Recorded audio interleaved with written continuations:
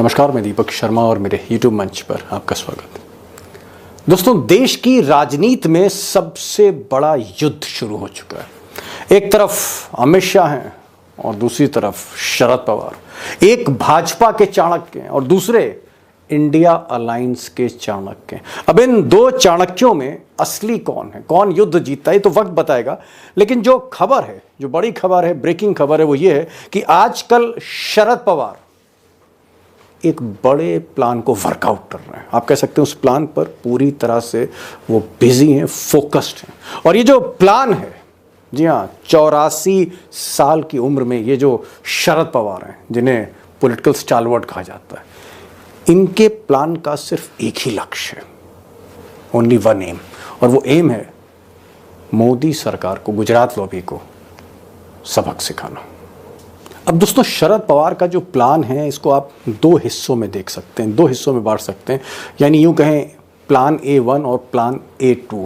अभी जो plan A1 है उनका, शरद पवार का, वो ये है कि हर कीमत पर महाराष्ट्र के विधानसभा चुनाव को जीतना। और इस बार जिस तरह की स्ट्रैटेजी वो अपना रहे हैं, जिस तरह से वो स्ट्रैटेजी को लीड कर रहे हैं महाराष्ट्र में, 3 महीने के बाद चुनाव है, ऐसा लगता है कि पड़ला जो है अभी वो शरद पवार, उद्धव ठाकरे और राहुल गांधी का भारी।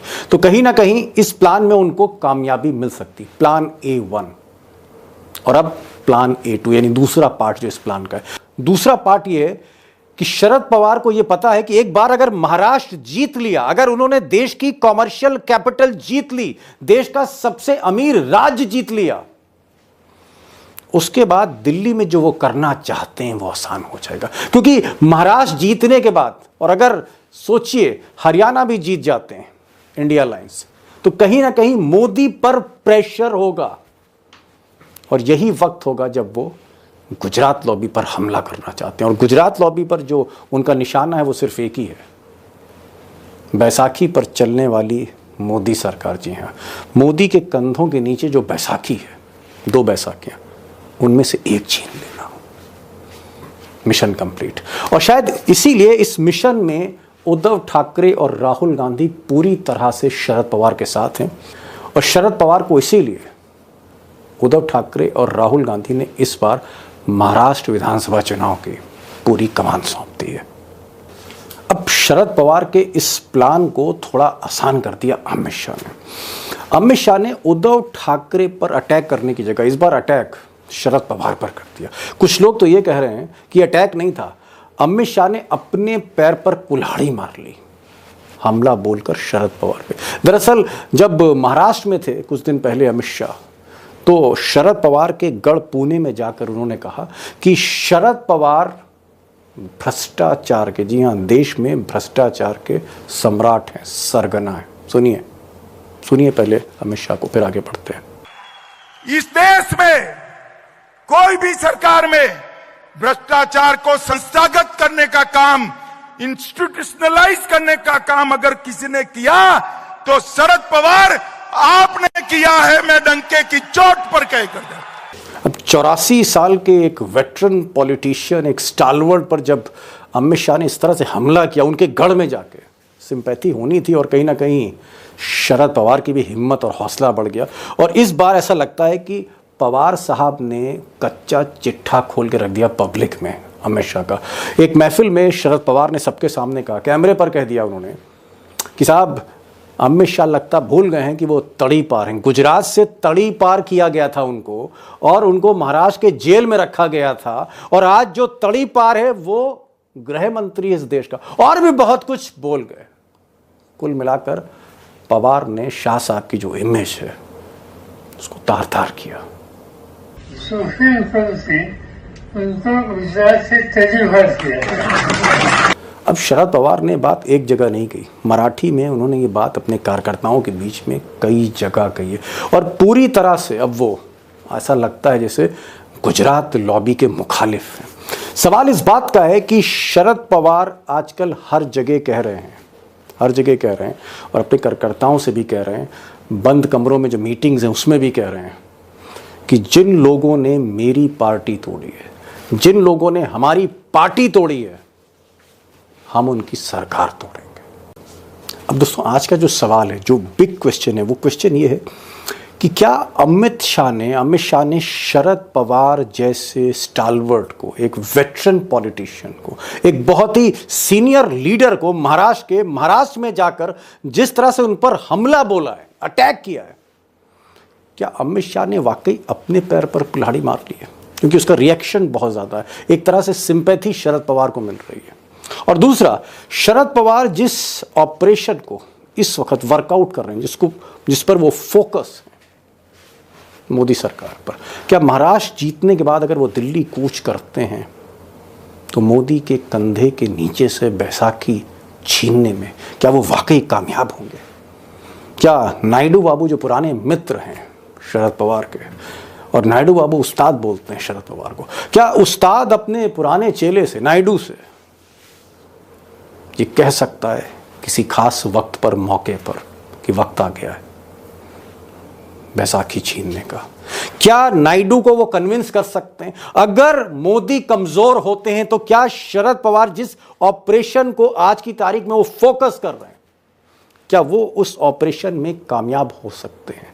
नायडू बाबू सिर्फ उनके शिष्य नहीं हैं, उनके मित्र नीतीश कुमार भी हैं। अब ये बड़ा सवाल है और मुझे लगा कि इस सवाल को पूरी तरह से डिकोड करना चाहिए, इसकी तह में जाना चाहिए। दो खास मेहमान हैं, मुंबई से हमारे साथ सुधीर सूर्यवंशी जुड़ रहे हैं। सुधीर सूर्यवंशी किताब लिख चुके हैं, शरद पवार पर काम किया है, रिसर्च किया है। आज की तारीख में एक आप कह सकते हैं बहुत ही वरिष्ठ पत्रकार हैं, पॉलिटिकल एडिटर हैं महाराष्ट्र में।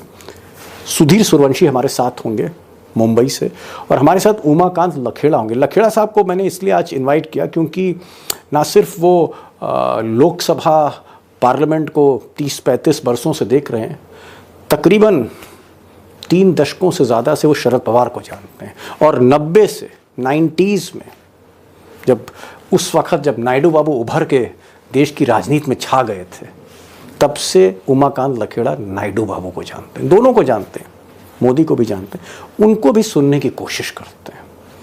तस्वीर क्या उभरती है, असली चाणक्य कौन है, अमित शाह या शरद पवार, और इस जंग को जीतेगा कौन?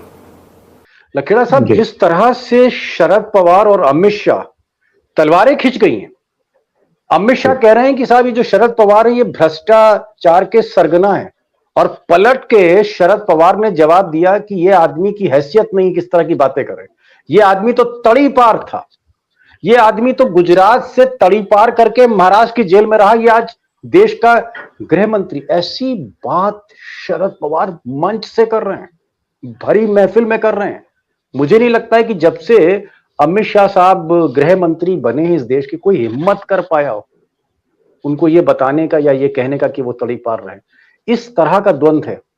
मैं एक चीज जानना चाह रहा हूं कि आप 20-22 वर्षों से आप अमित शाह को ट्रैक कर रहे हैं, फॉलो कर रहे हैं, और 30-35 वर्षों से आप शरद पवार को फॉलो कर रहे हैं। शरद पवार से आपने कई इंटरव्यू भी किए। मैं ये जानना चाह रहा था, राजनीति कवर करते करते और इन दोनों शख्सियतों को समझते समझते, अगर मैं आपसे एक सवाल शुरू में पूछूं कि इसमें चाणक्य कौन है, असली चाणक्य कौन है, अमित शाह है चाणक्य या शरद पवार है? थोड़ा मैं कंफ्यूज हूं, मैं चाहता हूं क्लियर करिए इस कंफ्यूजन को। Who is the real Chanakya sir? देखिए, मेरे पास कोई पैरामीटर तो नहीं है कि मैं थर्मामीटर लगा हो जिसमें बड़े चाणक्य छोटे चाणक्य की बात पता करो, लेकिन इतना कह सकता हूं कि जो गुजरात लॉबी है और अमित शाह और मोदी ने ये गलत मौके पर गलत जगह हाथ डाल दिया, और इतने बड़े कद्दावर नेता महाराष्ट्र की पॉलिटिक्स के, देश की राजनीति के, जो विपक्षी, जो इंडिया अलायंस के बड़े सेंट्रल फोकल पॉइंट पर है, और महाराष्ट्र में चुनाव होने जा रहे हैं, और ऐसी हालत में ये गुजरात लॉबी का चरित्र हनन करना उनका एक तकिया कलाम है।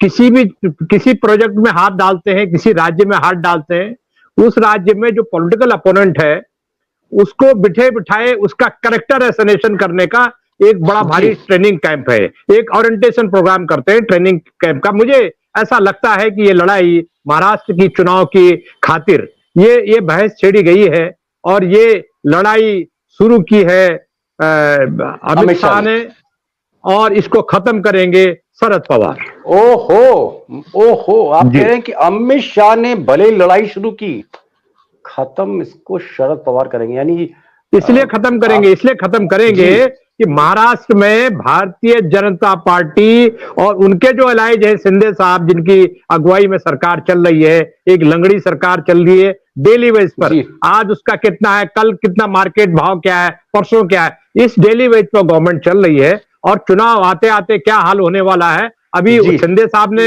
118 सीटों पर घोषित कर दिए, वहां झगड़ा शुरू हो गया महाराष्ट्र में। हमने जी इन दोनों में असली ओरिजिनल चाणक्य कौन है? ओरिजिनल चाणक्य अमित शाह है, शरद पवार हैं? शरद पवार के सामने ये टिकते नहीं है, ये शरद पवार के सामने बच्चे हैं। चाणक्यगिरी की बात करेंगे तो शरद पवार का स्टेचर, शरद पवार बड़े खिलाड़ी हैं, शरद पवार जानते हैं कि कैसे हैंडल करता है। वो तीसरी पीढ़ी के नेता है, ये तीसरी पीढ़ी के लोग हैं। वो पहली पीढ़ी के नेता, वो इंदिरा गांधी के साथ काम कर चुके हैं, वो यशवंतराव चौहान के साथ काम कर चुके, स्टालवर्ट है महाराष्ट्र पॉलिटिक्स के। दो बातें कही हैं आपने शुरू में, आपने कहा कि खेल अमित शाह ने शुरू किया है, लेकिन खेल को खत्म शरद पवार करेंगे। और जब मैंने आपसे पूछा चाणक्य असली कौन है, हु इज द ओरिजिनल, तो आपने कहा कि भाई अमित शाह बच्चे टिकते नहीं कहीं, ओरिजिनल चाणक्य हिंदुस्तान की सियासत का पिछले 50 वर्षों में की राजनीति में शरद पवार है, ये आपने कहा। खैर बहरहाल ये तो चाणक्य और महाचाणक्य की बात थी। असली सवाल पर आ रहा हूं, सुधीर सूर्यवंशी, आप तो ग्राउंड जीरो पे मुंबई में महाराष्ट्र का दौरा किया है, ये बताइए, ये जो इन्होंने बात कही अभी कि लड़ाई अमित शाह शुरू कर रहे हैं, मैं महाराष्ट्र विधानसभा की भी बात कर रहा हूं, लेकिन खत्म उसको शरद पवार करेंगे, क्या शरद पवार इस बार डिसाइसिव फैक्टर है? क्या शरद पवार इस बार जो महाराष्ट्र का सबसे निर्णायक चुनाव हो रहा है, जो तय करेगा मोदी का कद, जो तय करेगा अपोजिशन का कद, क्या इस लड़ाई को इस वक्त शरद पवार ही अंजाम तक ले जाएंगे? सुधीर साहब। देखो दीपक जी, एक बात जो लकेड़ा साहब ने कही बिल्कुल सच बात है। महाराष्ट्र की राजनीति में जब से देख रहा हूं, उसके पहले भी 50 साल से, लगभग उससे ज्यादा भी, जो राजनीति शुरू होती है शरद पवार से शुरू होती है और राजनीति खत्म होती है शरद पवार से खत्म होती है। ओहो, तो शरद पवार के बिना महाराष्ट्र की राजनीति नहीं है, वो एकदम फोकल पॉइंट है। दूसरी बात, शरद पवार ने कुछ दिन पहले कहा था कि जिस तरीके से नरेंद्र मोदी जी और अमित शाह ने लोकसभा में कैंपेन किया, वही कैंपेन मैं सोचता हूं उसी तरह का कैंपेन वो विधानसभा में उसके पहले भी करे, तो उनका जीतने का जो चीज है वो आसान हो जाएगी। और मुझे लगता है कि अमित शाह ने ये चीज लिटरली, हम जैसे कहते कोई चीज लिटरली मानना, वो चीज लिटरली मान ली और शरद पवार को छेड़ दिया।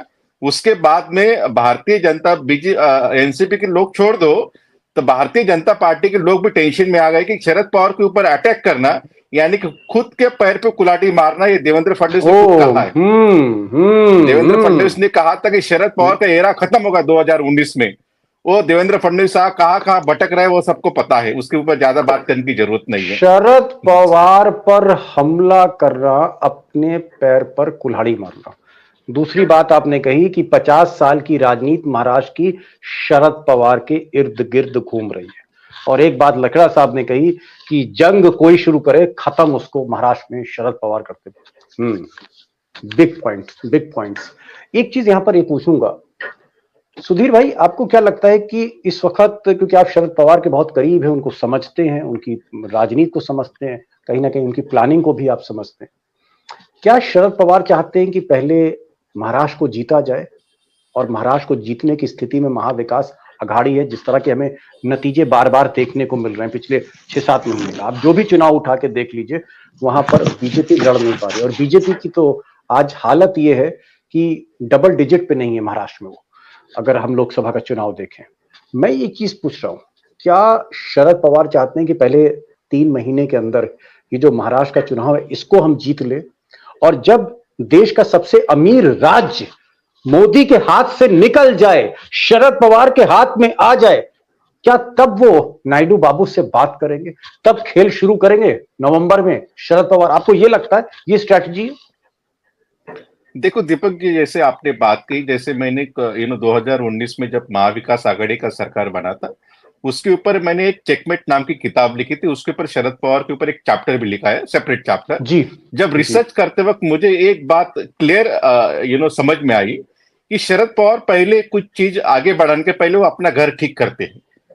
अपना एरिया ठीक करते हैं, उसके बाद में घर के बाहर निकलते हैं। उसकी मैं एक एग्जांपल दूं तो जब लोकसभा के चुनाव हुआ तो अजित पवार ने खुद की बीबी शरद पवार की लड़की सुप्रिया सुले के अगेंस्ट में खड़ी कर दी, तो सबको लग रहा था कि अजित पवार गवर्नमेंट में डिप्टी सीएम है, बीजेपी है, अमित शाह है, चाणक्य है, देवेंद्र फडणवीस है, कि वो गिर जाएगी।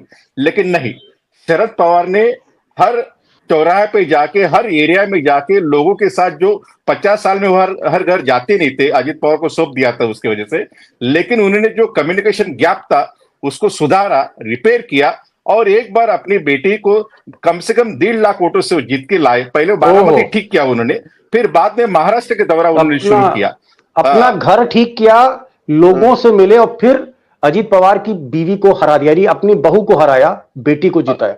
लेकिन मेरा जो सवाल, छोटा संक्षेप में, हाँ, कि क्या शरद पवार महाराष्ट्र विधानसभा का चुनाव जीतने के बाद फिर वो दिल्ली रुख करेंगे, फिर तैयारी शुरू करेंगे मोदी को कुर्सी से उतारने की, बैसाखियां हटाने की तैयारी तब शुरू करेंगे? ये